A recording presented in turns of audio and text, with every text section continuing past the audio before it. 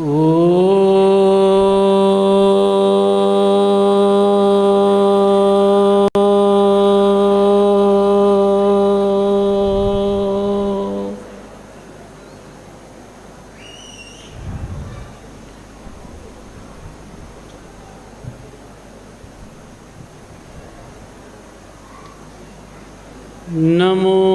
अरहंताणं नमो सिद्धाणं नमो आयर्याणं नमो वज्रायणं नमो लोये त्रिकालवर्ती सो साहुणं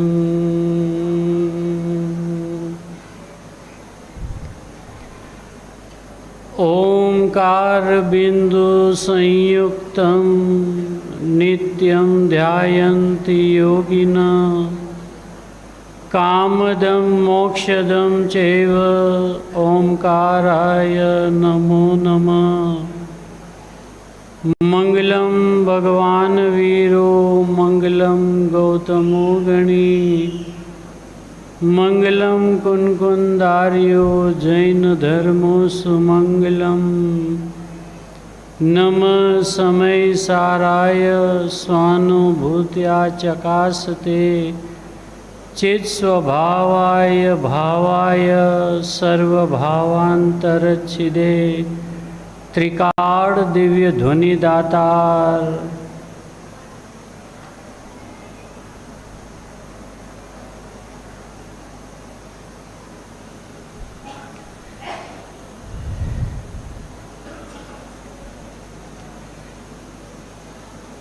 निजानंद में केली करते हुए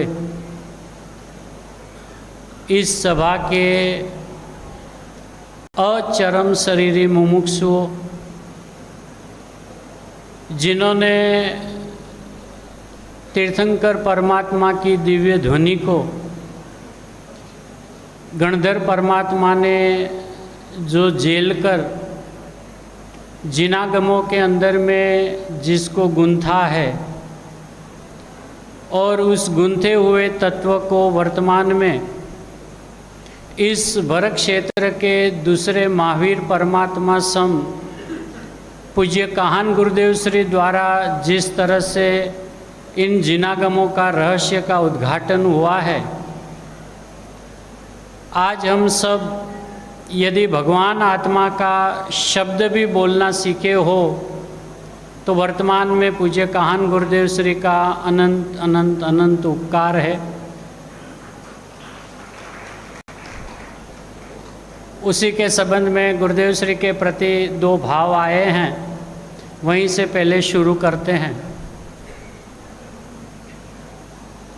तूने हमें भगवान का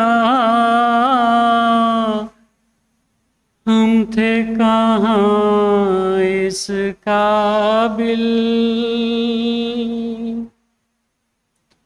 तूने हमें भगवान का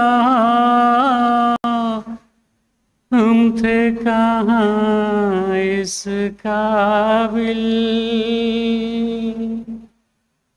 वो उपकार किया जो कह गए जिसको चुकाना मुश्किल,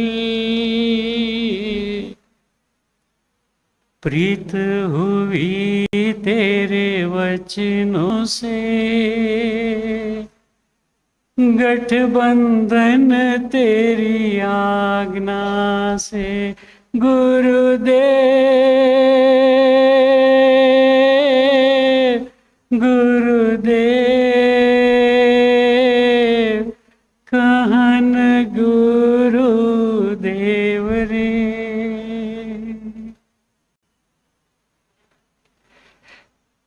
ज्ञायक है सत्यम ज्ञान अनंतम, समझे स्वरूप तो होवे वो सिद्धम।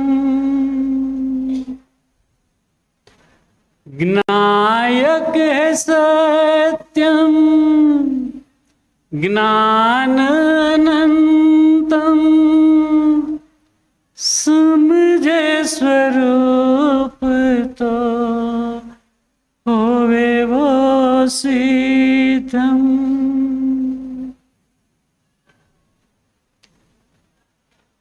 अरे सुना था अब तक परमात्म को, अरे सुना था अब तक परमात्म को, अब होने लगी मुलाकात। अरे सुना था अब तक परमात्म को, अब होने लगी मुलाकात।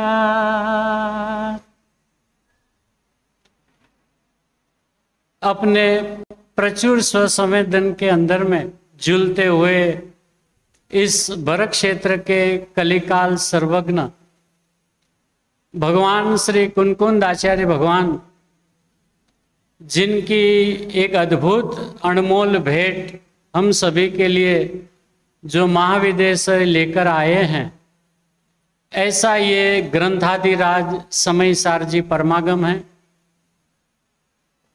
इस परमागम की 6वीं मंगलमय गाथा, गुरुदेव श्री इसे 6ठी का लेख बताते थे।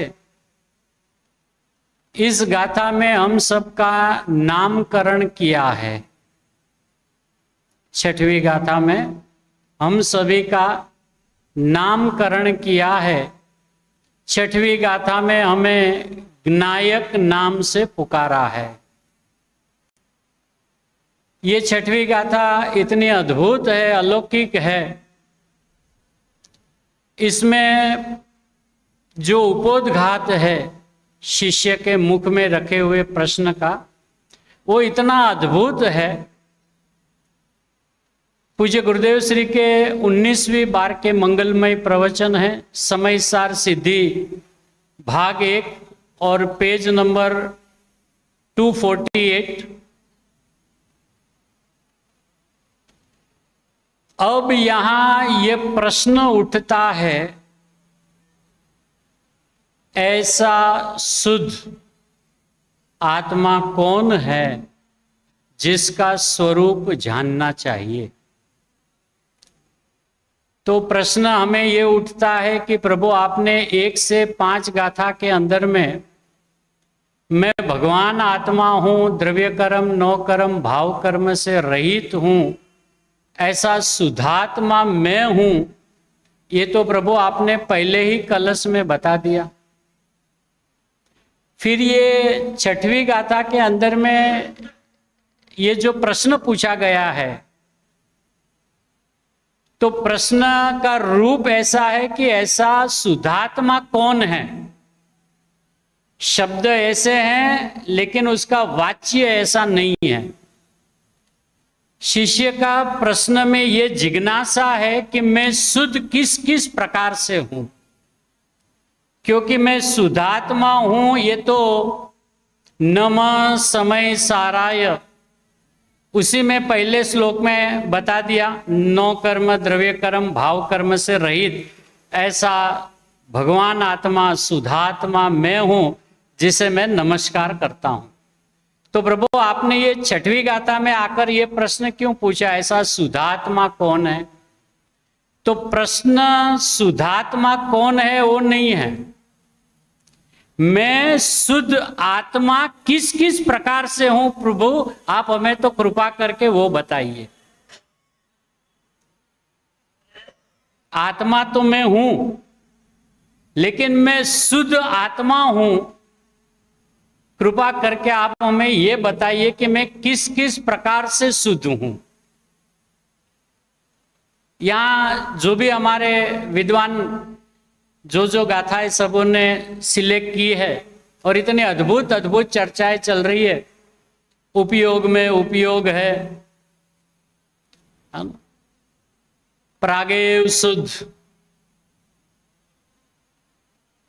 भगवान आत्मा, प्रमाण के बाहर जाना नहीं, और प्रमाण में अटकना नहीं। ये मूल जो शब्द है वो आदरणीय पूज्य गुरुदेव श्री की कृपा दृष्टि वाले पूज्य लालचंद भाई मोदी राजकोट वाले, उनका ये वचन है, प्रमाण से बाहर जाना नहीं और प्रमाण में अटकना नहीं। द्रव्य गुण पर्याय की मर्यादा आचार्य भगवान ने तीसरी गाथा में हमें बता दी। तीसरी गाथा सिद्धांत शिरोमणि वाली गाथा है, जिसमें एक ही गाथा में सारे सिद्धांत का अवतरण कर दिया है। अपने द्रव्य गुण पर्याय को चुंबता है, स्पर्शता है, पर द्रव्य को चुंबता नहीं, स्पर्शता नहीं। एक क्षेत्रावगा रहने पर भी सभी द्रव्य अपने स्वरूप से सदाए एक रूप रहे हुए हैं। तो प्रभु, आपने ये छठवीं गाथा में शुद्धात्मा का प्रश्न पूछा है कि मैं शुद्ध किस तरह से हूं, ये प्रश्न पूछा है। द्रव्य स्वभाव शुद्ध है, जिसका हमें अनुभव नहीं है उसके प्रति निशंकता है, और जिसका हमें पल पल परिचय है, ऐसे अपने पर्याय स्वभाव के संबंध में शंकाएं हैं। अनुभव पर्याय का दिन रात हो रहा है, द्रव्य का अनुभव नहीं है, लेकिन द्रव्य संबंधी निशंकता कितनी है। यदि इस मुमुक्षु समाज में यदि रात को 2 बजकर भी किसी को नींद में भी पूछा जाए बिना आंख खोले कि प्रभु अपना द्रव्य कैसा है, तो क्या उत्तर आएगा? शुद्ध है। अरे प्रभु आंख खोलकर बताओ, बोला जरूरत ही नहीं, गुरुदेव ने वो घूटी हमें पिलाई है। और पर्याय,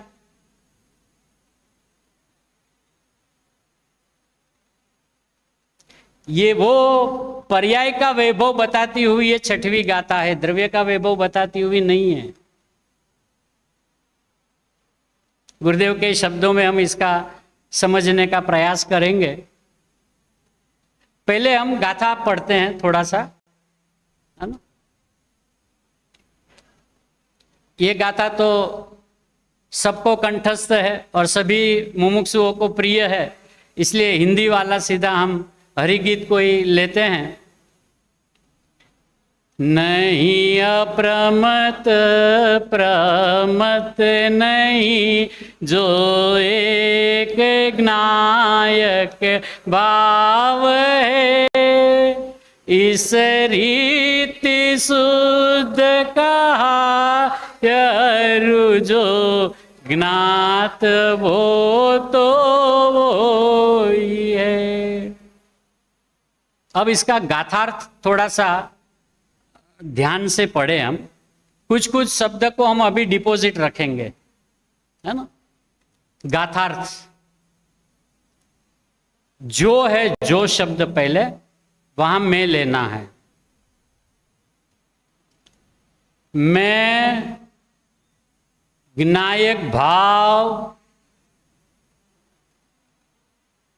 मैं ज्ञायक भाव हूं। एक बात, अभी हम अप्रमत और प्रमत को थोड़ी देर के लिए डिपॉजिट रखते हैं, हाँ? क्योंकि उसका लंबा चौड़ा परिचय हो गया है सबको। पर्याय में ऐसा है, पर्याय में वैसा है, पर्याय ये है, पर्याय वो है।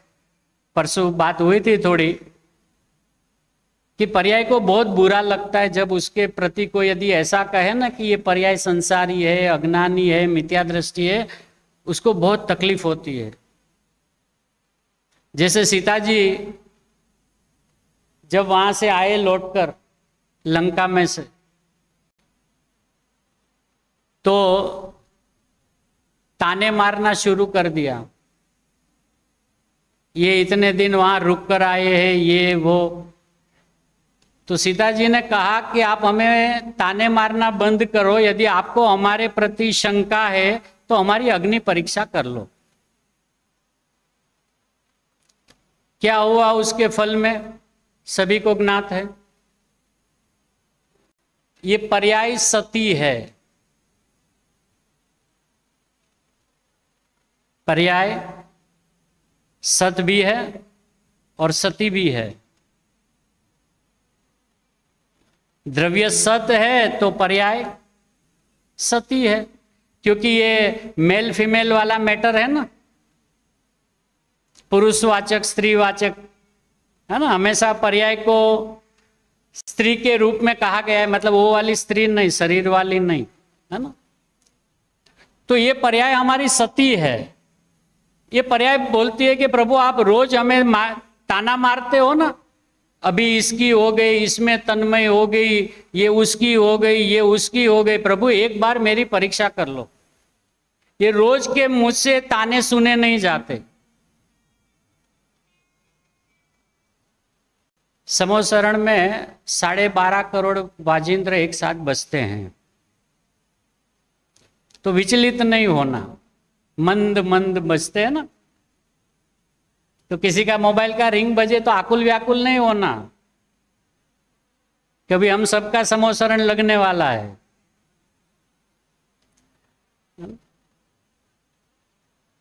जब पर्याय की अग्नि परीक्षा की, पर्याय के अंदर में जाकर जब देखा कि आप हो क्या, ये 6वीं गाथा में उसकी बात की है। तो पहले हम गाथार्थ में से उस भाव को समझने का प्रयास करते हैं। जो यानी मैं ज्ञायक भाव हूं, एक बात। अब मैं ज्ञायक हूं, ये मुझे कैसे पता चले। मैं ज्ञायक हूं ये एक बात, लेकिन मैं ज्ञायक हूं ये मुझे कैसे पता चले। तो ये शब्द हमें पढ़ना है, ज्ञायक रूप से ज्ञात हुआ।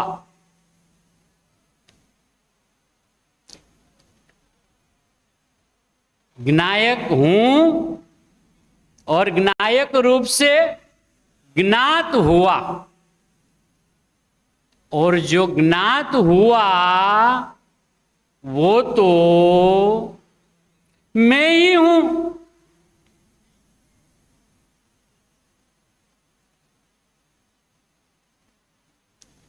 तो द्रव्य भी आ गया, पर्याय भी आ गई,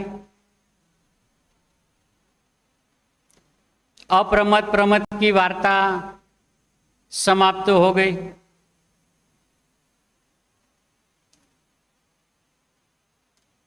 फ्रेश है ना सब लोग। फिर से, मैं ज्ञायक भाव हूं, यह हमारा त्रिकाल स्वभाव है। लेकिन त्रिकाल स्वभाव वाला ऐसा मैं हूं, ये मुझे पता कैसे चले। ज्ञायक रूप से ज्ञात हुआ, वो है, ये हुआ है, वो ही हुआ है, वो ही हुआ। तो जिसमें हुआ उसमें जो है सो मैं ही हूं।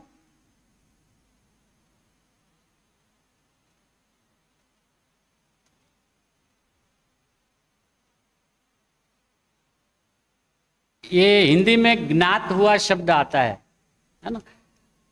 अब गुजराती भी काफ़ी लोग है, थोड़ी सी मुझे इजाज़त दी जाए तो, क्योंकि मेरा हिंदी गुरुदेव जैसा है, वो है लगा दो तो काम चलाओ वाला है ना। ओरिजिनली तो हम काठियावाड़ी है, तो फिर वो हाँ बहुत बहुत बढ़िया।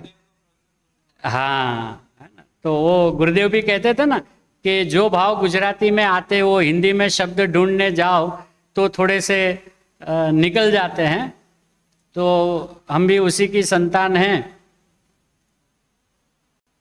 तो अभी उसका गुजराती में जो अर्थ किया है ना, हालांकि हिंदी में भी वही भाव होंगे, लेकिन हमारा परिचय विशेष गुजराती से है, इसलिए हमें वो भाव थोड़ा ज्यादा विशेष आकर्षित करता है। देखो उसमें जो गुजराती में गाथार्थ लिया है ना, जे ज्ञायक भाव छे छे ते ज्ञायकपणे जणायो। अब वहां पे क्या है, ज्ञात हुआ। अब कुछ गुजराती शब्द ऐसे कि उसका हिंदी नहीं हो सकता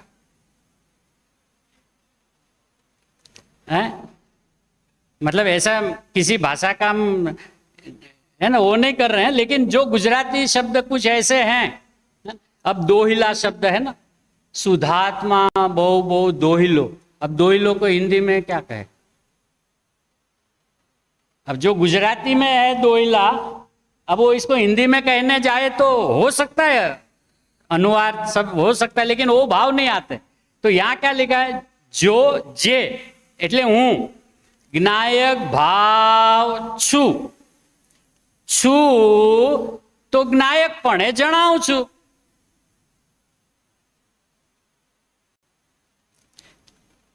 અને જે જણાયો, જે જણાયો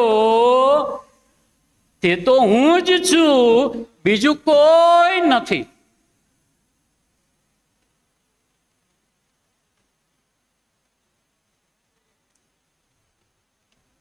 है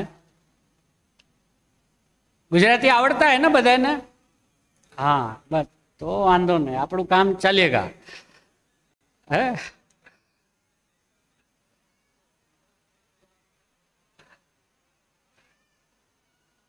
अब इसमें गुरुदेव की दृष्टि की कमाल हमें तो समझनी है, इसलिए इस गाथा को सिलेक्ट किया। गाथा तो बहुत गजब की है ना। गुरुदेव के एक वचन में से निकलना बहुत मुश्किल है। हम अपनी शक्ति के अनुसार गुरुदेव के हृदय को समझने का प्रयास करते हैं।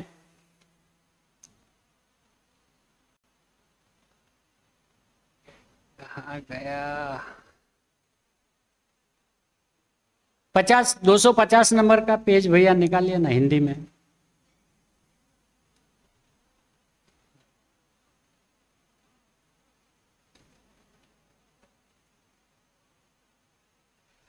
गुरुदेव श्री का 19वीं बार का ये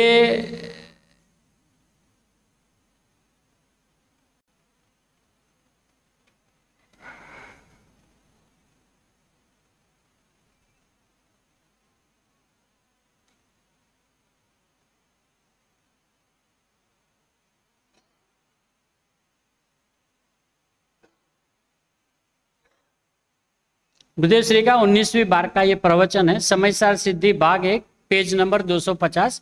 जिनको भी भाव हो आप पढ़ लेना। उसमें गुरुदेव श्री ने शुरू में ही, प्रवचन के शुरू में ही इतना एक अद्भुत वचन बताया, मतलब वचन नहीं कहा, वाच्य बताया। वो वाच्य हम समझने का प्रयास करते हैं। ज्ञायक भाव जो है सो वस्तु स्वरूप है, वह शुभाशुभ भाव रूप, क्या लिखा है इधर, हुआ नहीं आना चाहिए ना, है?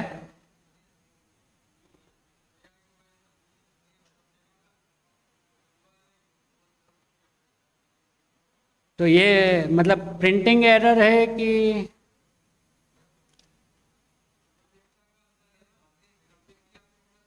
है? मिस्टेक नहीं है। यदि ज्ञायक भाव की बात होती तो हुआ नहीं ऐसा लिखते या ऐसा कहते। ये क्या कहा, हुई नहीं। कौन कौन? जो अपना द्रव्य स्वभाव है वो तो मोक्ष रूप भी नहीं होता है। हमारा जो त्रिकाल स्वभाव है वो तो मोक्ष रूप भी नहीं होता, वो तो त्रिकाल मोक्ष स्वरूप ही है। तो ये हुई नहीं। ये पूरा दिन बोलते रहते हैं ना, मेरी पर्याय शुभाशुभ रूप होती है, मेरी पर्याय होती नहीं है।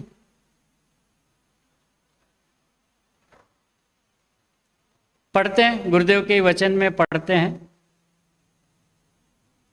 हिंदी बराबर है ना राजकुमार जी? हुई नहीं क्या है? और गुरुदेव का प्रवचन भी सुन लेना, ऐसा नहीं कि यहां प्रिंटिंग मिस्टेक है। गुरुदेव ने भी यही वचन कहा है, हुई नहीं, हुआ नहीं। क्यों गुरुदेव ने कहा हुआ नहीं? क्योंकि द्रव्य स्वभाव तो अपना मोक्ष स्वरूप भी नहीं होता है, तो शुभाशुभ का तो प्रश्न ही नहीं है। अब जो शुभाशुभ रूप हो रही है ऐसा जो समझ में आ रहा है, उसे कहते वो तो हुई नहीं।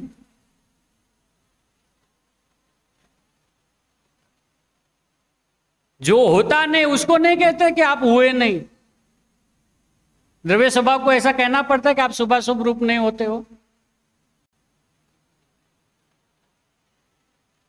पढ़ना, थोड़ा शांति से पढ़ना, है ना? और ये इतना ही नहीं कहा है, आगे भी कहा है विशेष, शुभाशुभ भाव रूप हुई नहीं, क्योंकि शुभाशुभ भाव तो जड़ है, उसमें चेतन का अभाव है।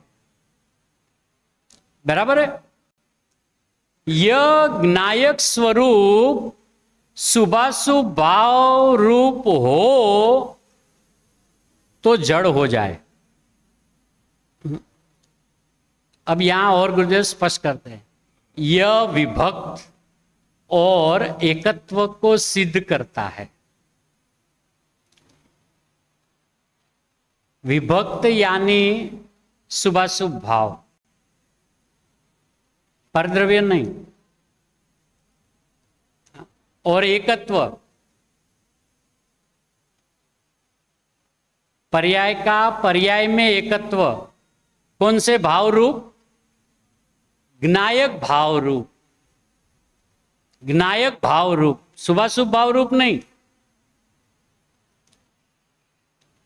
फिर से देखो, यह शुभाशुभ भाव से भिन्न है, अर्थात यदि कोई किसी को ऐसा लगे कि भाई वो तो हुआ है या हुई है, हो सकता है, लेकिन हमें तो पक्का पता है कि द्रव्य नहीं होता है।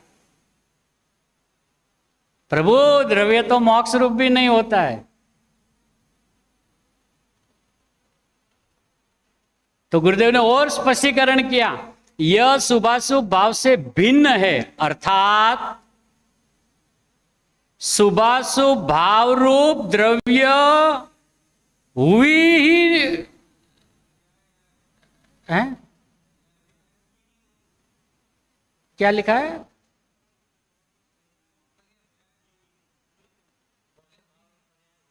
पर्याय लिखा है, तो मेरे में द्रव्य क्यों दिख रहा है? शुभाशुभ भाव रूप पर्याय हुई ही नहीं, हुई नहीं, हुई ही नहीं।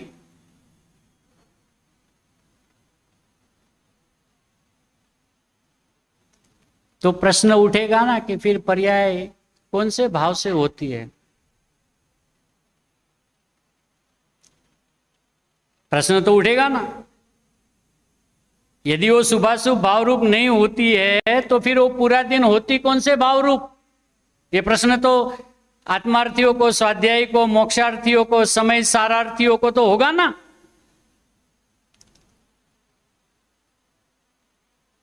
जे ज्ञायक भाव छे તે જ્ઞાયકપણે જણાયો।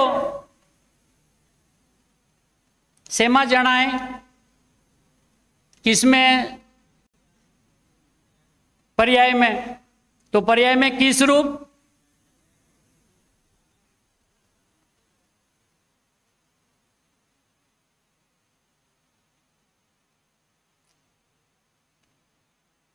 किस रूप?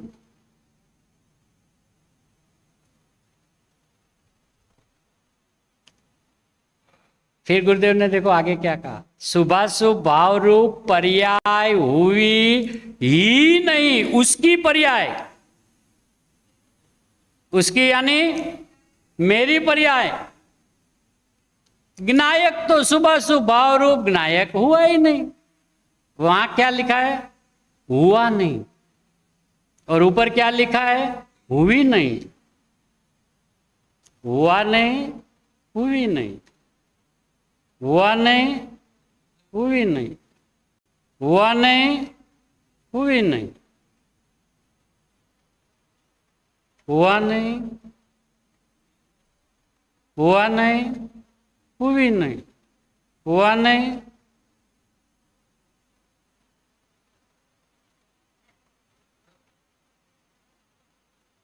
क्या कहना चाहते हो? प्रश्न क्या पूछा था? शुद्धात्मा। और ये रीत कथाएं, ऐसा शब्द है ना मूल गाथा में, इस रीत मतलब मैं द्रव्य से शुद्ध हूं। ये 3 रीत से आचार्य भगवान 6वीं गाथा में हमारा शुद्ध भाव को बताते हैं। द्रव्य से शुद्ध, अनंत गुणों से शुद्ध, और वर्तमान पर्याय से। अब शुद्ध के बहुत अर्थ है। शुद्ध यानी सम्यक दर्शन हर बार नहीं लेना। जैसा अपना स्वभाव है उसी स्वभाव रूप निरंतर परिणमन करना, निरपेक्ष, स्वाधीन, स्वयं सिद्ध, उसको भी शुद्ध कहते हैं। एक स्वसंवेदन की मुख्यता से शुद्ध कहते हैं, एक स्वभाव रूप शुद्धता। जैसे अपना द्रव्य स्वभाव से शुद्ध है ना, ऐसा हर समय का परिणाम के स्वभाव से शुद्ध है।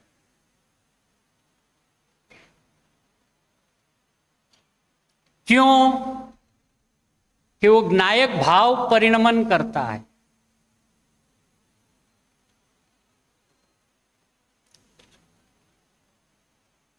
हैं? नहीं, अभी थोड़ा चेहरे पे वो मुस्कुराहट नहीं आई। फिर हमारा पुरुषार्थ का क्या होगा? फिर हम जो लगे हुए हैं ये सब, फिर इधर ही तो बात खत्म हो गई। फिर हम यहाँ क्यों है तो कहाँ जाएंगे? यहाँ क्यों है तो कहाँ जाएंगे? मतलब वहां मैं हूं कि यहां मैं हूं? कहाँ जाना है? सुगाने जी साहब क्या कहते थे? निश्चय से निहाल चंद कहीं आया ही नहीं, गया ही नहीं। वाह प्रभु। और मैं भी अपने स्वभाव से कहीं बाहर गया ही नहीं, यही तो चल रहा है। द्रव्य गुण पर्याय की मर्यादा से विश्व का एक भी पदार्थ अपनी मर्यादा को उल्लंघन करता नहीं है।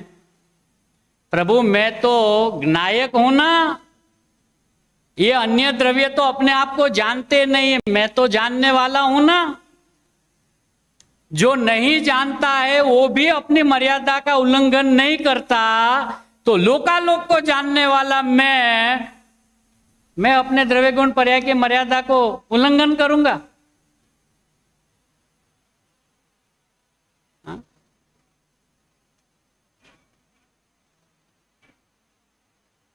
ये महिमा, ये अपने स्वभाव की गरिमा, ये स्वभाव की खुमारी, इसी के लिए गुरुदेव महाविद्य से यहां आए हैं। यहां आने का कोई प्रयोजन नहीं था, हमारे लिए आए। और जैसे ही भगवान आत्मा पुकारा और हम सब जागे, ओहो प्रभु इस बात की तो मुझे खबर ही नहीं थी। कभी गुरुदेव को यही बार बार प्रवचन में पूछते थे, भगवान है कभी? गुरुदेव के अभी। और ये मार्ग अभिमानी लोगों का है। किसका मार्ग है? किसका है? अभिमानी लोगों का। नहीं भैया मना कर रहे हैं, है अभिमान।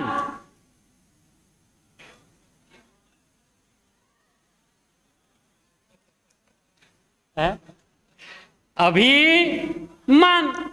तो ये किसका मार्ग है? और जब भी मानूंगा तभी वो अभी होगा ना, चाहे आज चाहे शाम को, अभी चाहे रूम में जाके, तो अभी होगा ना। तो हम हर बात को नास्ति से क्यों समझते हैं? क्योंकि हर शब्द का दो अर्थ होता है, एक अस्थि रूप, एक नास्ति रूप। और नास्ति के वचनों का इतना परिचय हो गया है कि अस्थि की बात की मस्ती नहीं आती है। और हम मस्ती के मार्ग में निकले हैं तो ऐसा मुंह लटका के निकलेंगे, हम सीधा ले जा रहे हैं। अच्छा ऐसे जाओगे? गुरुदेव के चेहरे को देख लो, इतने प्रफुल्लित होते हैं, देखकर हमें भी पौरुष अंदर में आ जाता है, अपना भी वीर्य उछलने लगता है। ये महापुरुष सिद्धालय में बैठेंगे तो निज घर में प्रवेश करने वाला कितना आनंदित होता है।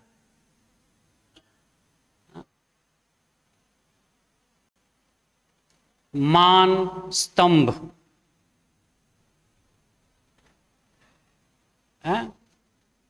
मान स्तंभ, मैं ज्ञायक हूं ऐसा स्तंभ, ध्रुव ऐसा मान, तभी तो गणधर बने ना। मान स्तंभ में क्या देखा, उसमें क्या है? यहां मान आ गया, ओहो।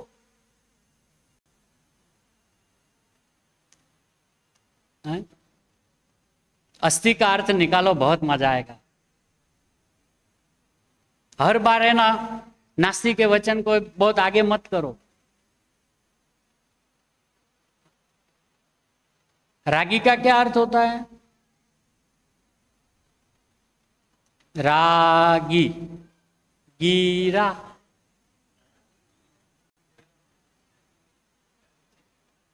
शॉर्ट है बहुत मार्ग, रागी गीरा। तो जहां से गिरा वहां खड़े हो जाओ, क्यों इतना तमाशा करते हो? लौकिक में भी हम कहीं गिर जाते हैं तो कोई देखे इसके पहले खड़े हो जाते हैं ना। और हम तो लगे हुए रागों की चर्चा करने में, राग। अरे भैया, शरीर में आए हुए एक रोग, ये शरीर अपना नहीं है। अगर उसमें कैंसर आ जाए ना तो हम फैमिली मेंबर को, अपने परिचित लोगों को बताने में भी शर्माते हैं। वो तो जब बाल बाल निकलना शुरू हो जाता है तब लोगों को पता चलता है कि इनको कैंसर हुआ। और पता है उस समय शरीर मेरा नहीं है, फिर भी कह नहीं सकते प्रभु मेरी पर्याय में कोई यदि भरी सभा में मुझे रागी कहे, मुझे अज्ञानी कहे, मुझे मिथ्या दृष्टि कहे, ये सुनने लायक वचन है? गुरुदेव की सभा वाले जीव क्या सुनने के लिए बैठे हैं कि प्रभु मैं अंदर जाओ तो मैं भगवान, और यदि मेरी नजर बाहर जाए तो आप भगवान। ये भगवानों की महफिल है।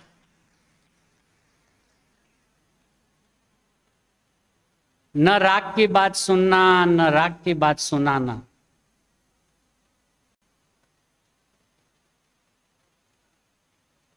तो अपना समय कितने बजे तक है? हो गया? अरे रे यार।